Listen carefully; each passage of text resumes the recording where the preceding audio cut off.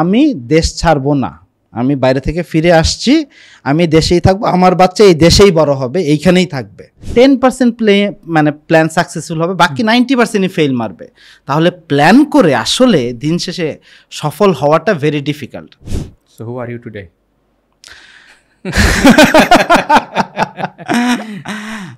যেহেতু সবকিছুরই সংকট, আমি বড়লোক হতে হলে তাকে গরিব বানাতে হবে।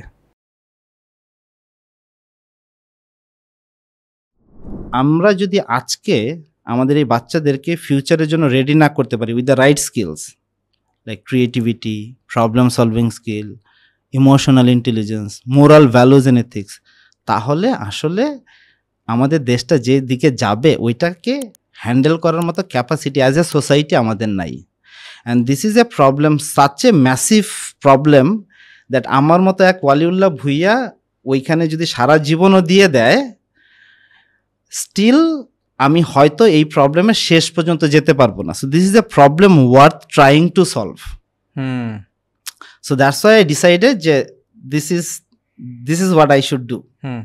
এটা আপনি কখন ডিসিশনটা নিলেন যে বাচ্চা হওয়ার বাচ্চার বাবা হওয়ার পরে? না, so I came back from Germany in 2014 আর কি। সো এর আগে আমি ব্র্যাকে কাজ করছিলাম আর কি। সো অ্যাবাউট 10 ইয়ার্স আপনি ব্র্যাকে কাজ করেছেন? না 10 ইয়ার্স না, 4 বছর। আমি 2 বছরের একটা গ্যাপ নিয়ে লাইক স্কলারশিপে জার্মানি গেছিলাম পড়তে। সেখান থেকে পড়াশোনা শেষ করে, মাস্টার শেষ করে, I had a PhD offer. I said no, I want to come back, because ওই সময়ই লাইট অফ হোপটা শুরু করার একটা চিন্তা ভাবনা চলছিল মাথায়। Came back and then left BRAC to start light off. So it was back in like 2015। So 15-এ আমরা আসলে ডিসাইড করছি যে আমি এডুকেশন, অ্যারাউন্ড এডুকেশন এবং বাচ্চাদের এডুকেশন নিয়ে কিছু একটা কাজ করব। সো মোটামুটি 2 বছর আই ট্রাই ডিফারেন্ট থিংস যে কিভাবে এই জিনিসটাকে সলভ করা যায়। সো 17 সালের আগে আপনি কি ভাবতেন যে কি করতে পারেন আপনি? আপনি বাইরে পড়াশোনা করলেন, ততদিনে কর্পোরেট এক্সপেরিয়েন্স হয়েছে, engineering background. So before that report and after that report বুঝতেই পারছি যে this is the product. So before that report আপনি দেখার আগে আপনার ভাবনার জগৎটা কেমন ছিল, যে কি করতে চান?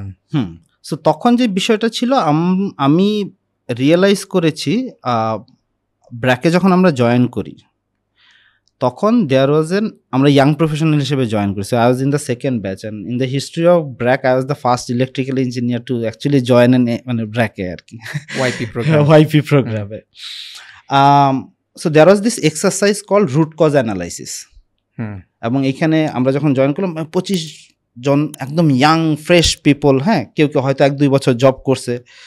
সো ওইখানে আমাদের ট্রেনার একটা এক্সারসাইজ করা ছিল যেটার নাম হচ্ছে রুট কজ অ্যানালাইসিস। সো আমাদেরকে বললো যে আচ্ছা, সমাজে যত প্রবলেম তোমরা দেখছো, তোমরা কি জানো যে এই প্রবলেমগুলো কেন হয়, বা identify what are the big problems. আমরা বললাম এই কি বলে চাকরি পাচ্ছে না লোকজন, ট্রাফিক জ্যাম, হ্যাঁ, কারেন্ট থাকে না, অমুক তমুক, দুর্নীতি, হাজারো এরকম আসলো।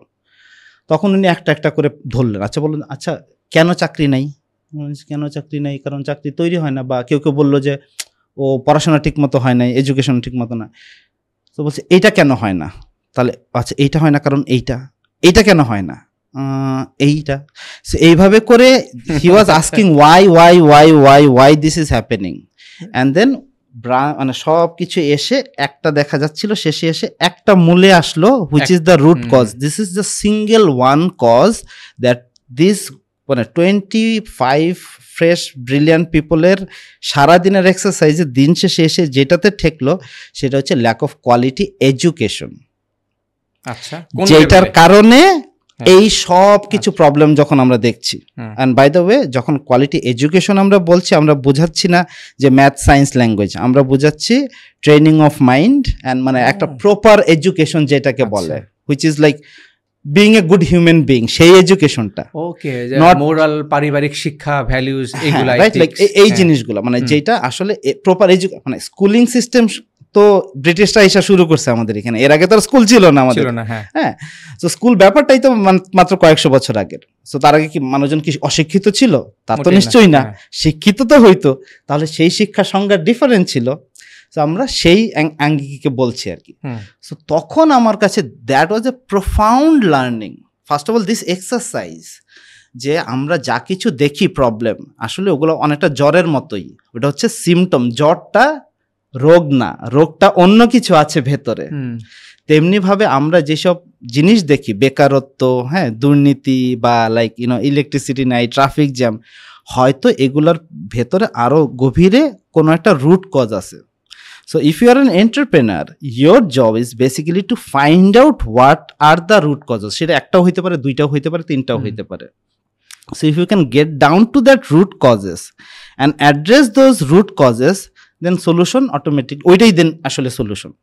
So এই এক্সারসাইজটা করে যে লার্নিংটা আমি পাইছি যে okay, then education, preparing children at an early age, হ্যাঁ, to become a better adult is very important. তাহলে অনেক সমস্যা যেগুলো আমরা এখন দেখছি সেগুলো সলভ হয়ে যেতে পারে। আর আমার ছোটবেলা থেকে ছবি আঁকা কি লেখালেখি এবং বাচ্চাদের সাথে টাইম স্পেন্ড করতে অনেক ভালো লাগতো। সো তার মানে এই যে একটা হচ্ছে এটার ইম্পর্টেন্স, আর দুই হচ্ছে নিজের ভালো লাগা। আর পড়াশোনা করতে গেছি রিনিউয়েবল এনার্জি বা এনার্জি ম্যানেজমেন্টে, ওইখানে যে ইকোনমিক্সও ছিল। সো পয়সার হিসাব, টাকার হিসাবও বুঝতে পেরেছি ওইখানে, অর্থনীতিটা। তো সেই জায়গা থেকে যেটা আরেকটা হলো যে আচ্ছা, আমি তাহলে যদি এডুকেশনে এবং চিলড্রেন এডুকেশনে if I want to invest, কোথায় করব? কারণ প্রাইমারিতে আছে, সেকেন্ডারিতে আছে, টারশিয়ারিতে আছে।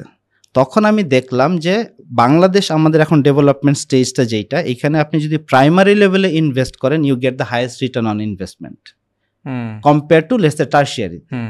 কিন্তু ইউএস লেটসে ওইখানে উল্টা, কারণ অলরেডি ডেভেলপ কান্ট্রি, ওইখানে আপনি যদি টারশিয়ারি লেভেলে বা ইউনিভার্সিটি লেভেলে আপনি যদি বেশি ইনভেস্ট করেন, ইউ গেট বেটার রিটার্ন, কারণ হইতেছে ওই যে ওইখানে রিসার্চগুলো হয়।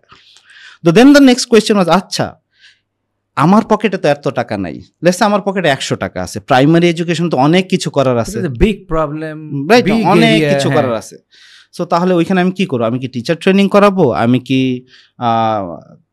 বিল্ডিং করে দিব? আমি কি মাল্টিমিডিয়া ক্লাসরুম করবো? মানে like where do I invest my money? মানে হোয়াট অ্যান্ড হোয়াট, এখন আসে হোয়াটে, যে কোথায় ইনভেস্ট করলে বেটার রিটার্ন আসবে in terms of quality improvement of the children.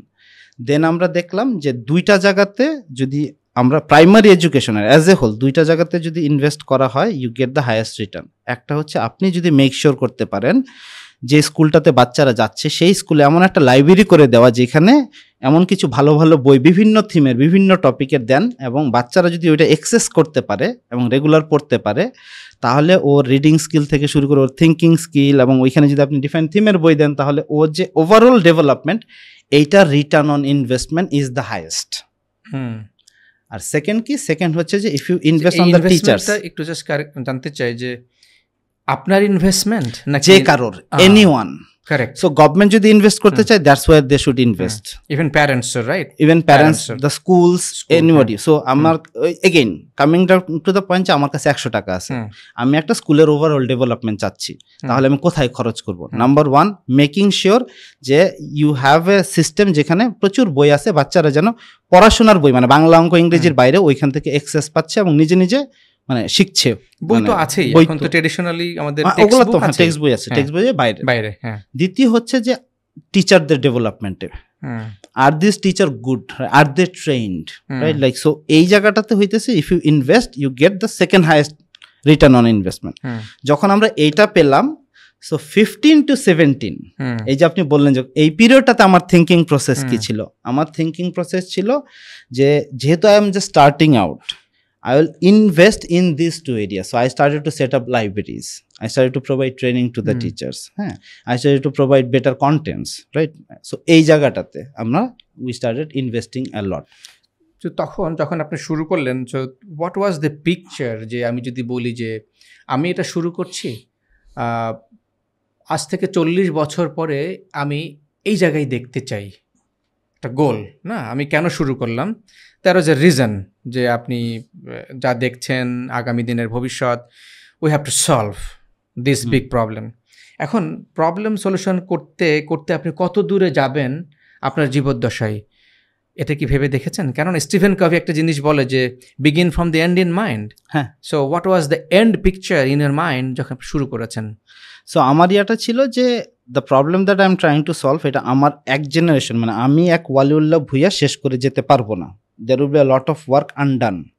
তার মানে আমাকে I have to build such institution, যে ইনস্টিটিউশনগুলা বা such a company or such a brand যেটা itself can survive for multiple generation and continue to do the work that I started. Like for example Disney, right? Like Disney is an entertainment company, but just imagine if Disney were an education company. তাহলে ও কিভাবে চিন্তা করতো, ও কিভাবে জিনিস বাচ্চাদেরকে encourage করতো, inspire করতো. Disney মারা গেছেন অনেক আগে, সো এখন 70-80 বছর ধরে ডিজনি আছে, স্টিল ডিজনি বাচ্চাদেরকে হাসাচ্ছে, আনন্দ দিচ্ছে, রাইট? নাও মাই এন্ড গোল ওয়াজ, আমি যতদিন বেঁচে আছি তার ভেতরে can I create brands and companies and institutions like Disney, like sesame street, let's say like Lego, that can inspire multiple generation of kids to be a better human being, like more smarter, more creative, more empathic. Then আমার পরে যারা আসবে they can carry it forward. So my job is to get to that point, আমি যেন এটা একটা capable টিমের হাতে ছেড়ে দিয়ে আসতে পারি এবং তারা যেন এই জিনিসটা কন্টিনিউ করতে পারে, বিকজ আই নো যে alone me in my life time I can solve this problem. So then the next question is where are you now? ওই জার্নি এখন কোথায় আছেন, আপনার সোফার প্রোগ্রেস কি? ডেফিনেটলি যেখানে আপনি শুরু করেছেন there are huge challenges, right? There are sharks, right? There are snakes on this road, right? কেননা আমরা কথা বলছি বাংলাদেশের প্রাইমারি এডুকেশন এবং বিফোর দ্যাট যে জায়গাটা আসলে মানুষের মাইন্ডসেট শেপ হচ্ছে, তার ভ্যালিউজ সে শিখছে। সো কোথায় আছেন আপনি এই জার্নিতে? আচ্ছা, সো তার আগে আমি একটু জাস্ট কুইকলি একটু শেয়ার করি যে আমরা তো প্রবলেমটার কথা বললাম, then what was my thought process of how to solve the problem. কারণ প্রবলেমটা আমরা বুঝছি, অ্যাপ্রোচটা কি, রাইট? মানে what approach we took and then where we are now, right? আচ্ছা, সো দ্য অ্যাপ্রোচটা ছিল এরকম যে আচ্ছা ঠিক আছে, উই আইডেন্টিফাই যে এই স্কিলগুলো দিতে হবে বাচ্চাদেরকে এই বয়সেই, like creativity, problem solving skill, moral values, emotional intelligence. These are the fundamental skills that we have to provide. Then the question is how, right?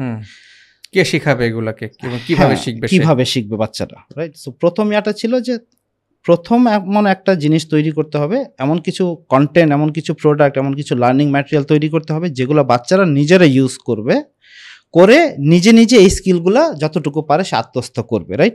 বাচ্চারা মোবাইলে ভিডিও দেখে, বাচ্চারা গেম খেলে, বাচ্চারা বই পড়ে, বাচ্চারা already they are interacting with different things.